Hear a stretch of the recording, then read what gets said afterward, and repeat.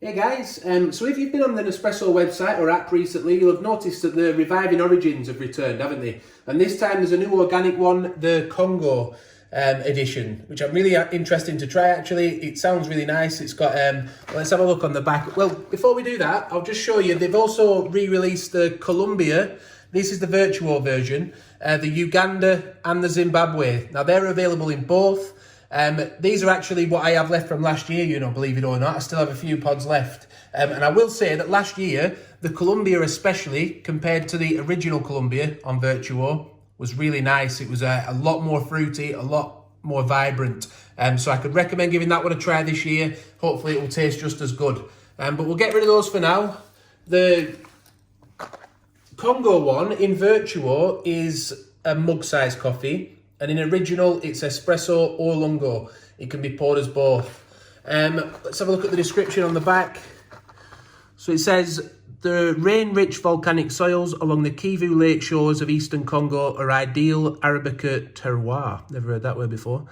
Years of continued conflict and political instability left many plantations abandoned and smallholder farmers tapping only a fraction of Congo's potential for specialty coffee. Nespresso's Reviving Origin programme joins together with the 2,800 Kivu farmers and partners to support coffee communities in raising Congo coffee, delivering the first organic coffee in our Reviving Origins range. I thought it was the first one, to be honest with you. Didn't notice organic on any of the others in the past. It says it's a scarce treasure to behold, but each year will bring you more of this smooth organic coffee, complex with its mild fruity note and toasted cereal and nutty aromas. And that's what we see happening. You see, they've brought back the Colombia, the Uganda, the Zimbabwe, and now we've got the Congo. To be honest, I was hoping there would be more. When I looked at the National Geographic article they did on this, and they teamed up, didn't they, with National Geographic, it looked like there were going to be a lot more coming this year, but it seems like we've only got one, although there may be more on the way, so we'll just have to wait and see. Keep your eyes posted on the website for that. So we're going to pour it as an espresso. I'm going to try it as a cappuccino. As I say, it's 55p a pod, I think it is, in original, or £1 a pod in Vertuo, but that's because it's a mug-sized coffee in Vertuo, so a lot bigger. It's an intensity 7. I don't even mention that. I might have done already, but I think it's an intensity 6 on the Vertuo. As we see inside, things we've mentioned already about the 2,800 farmers in the programme. It's a lot, isn't it? And that's the territory of the Congo where the farm is. These are the pods, matching up with the other pods we had in the past. Quite smart looking things. But let's pour an espresso now.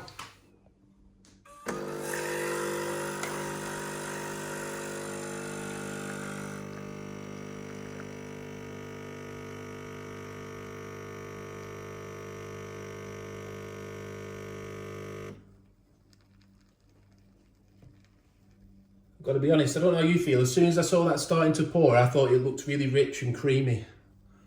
It's a nice body to it. So before I taste it then, I just thought you might want to look, now that it's settled for a few seconds, just have a look at it, how dark the roast is, the crema. But I'm just going to have a little taste and see whether we can get any of these flavours coming through. So there's been a little bit of a debate in the house on this one, because we've all had a taste. As you can see, it's disappeared, the espresso.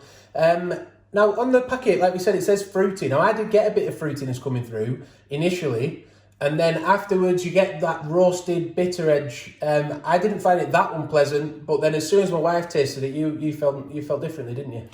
Yeah, I just think it's overly bitter for me. I'm not actually much of a black coffee drinker, but I have tasted quite a few, and there are some that I do really like, and a lot of the time I can taste fruity notes when they do describe it that way, but with this one I just kind of felt there was a subtleness and then just an overload of bitter flavours, so it's just not one for me.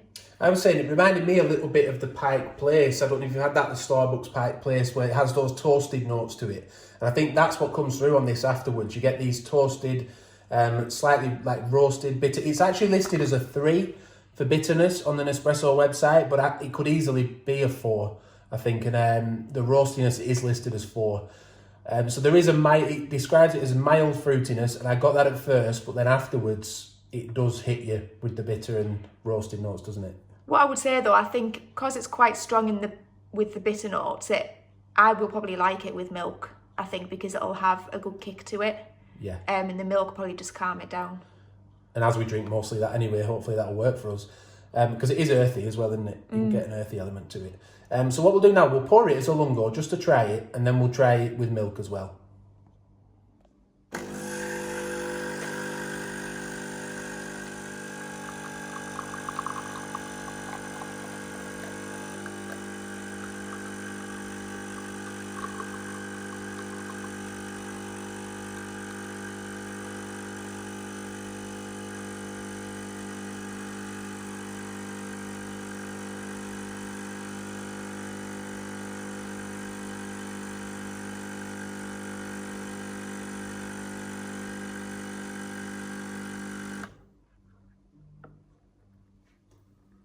See, that still seems nice and rich and creamy, doesn't it? If we have a look over the top as well, we see the crema. But what we'll do, with the lungo, I do like to let them cool down a little bit before I taste it because it can really burn your tongue otherwise.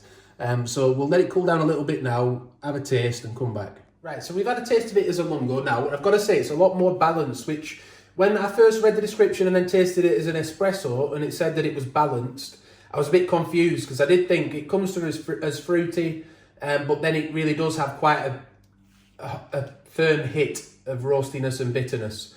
However, as a lungo, all of that seems to balance out a little bit more. However, I still do prefer a lot of the World Explorations lungos that we had. I'll try it with a little drop of milk, actually. Let's just pop a little drop of milk in.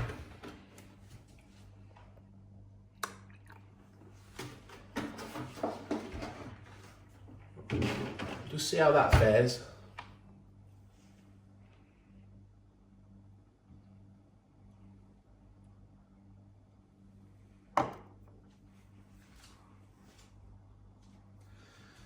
Yeah, it's even milder again, but it doesn't have those same nice flavours that a lot of the ones in the World Explorations range that we reviewed.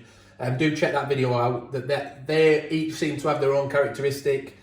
This is a lot more balanced as a lungo, but I probably would go for the others over this one still. Let's make a cappuccino with it. I'll just do it with one pod.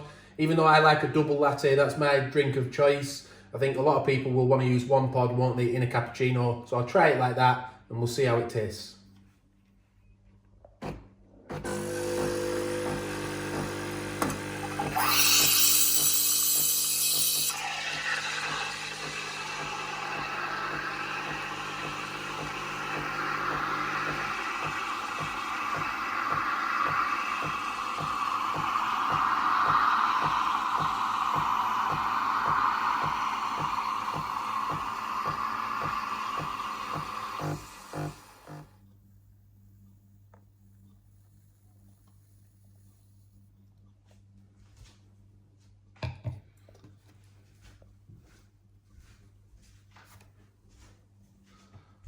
So it looks quite fairly dark, doesn't it? Don't forget it's only intensity 7 though, this one, so it may not be as strong as we think, but we'll find out. It's that toasted edge that I get over the top of it. A little bit of bitterness, a little bit of roastiness. The fruitiness doesn't really come through too much on this.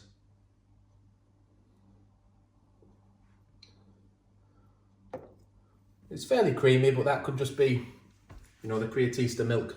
Overall, would I buy this again over other ones in the range?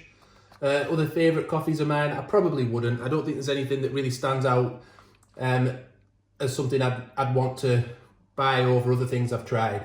And we have given a lot of positive reviews, but we're happy to, you know, it's not a bad coffee. It's just more earthy than I would like. It's the toasted notes don't really do it for me, I don't think. There's something about it that's not quite right for me. Yeah, whereas last time we did this with the Reviving Origins, when they brought the Colombia, the Zimbabwe, the Uganda out. The Uganda was really unique, something, I think it had sandalwood notes in it. It's something very different. The Zimbabwe was really striking with its berry flavours, I remember that. Very, very sharp. And the Colombia was nice as well. So it's not that we're against Reviving Origins, just this particular one isn't really for our palate. Perhaps it is for yours though. Do let us know in the comments if you try it, what you think of it, and what you think of the other ones as well, if you've had those again recently. Thanks for watching. Do hit the like button if you've liked the video. Do hit the subscribe button as well and the notification bell so you don't miss any future upcoming videos. And bye for now.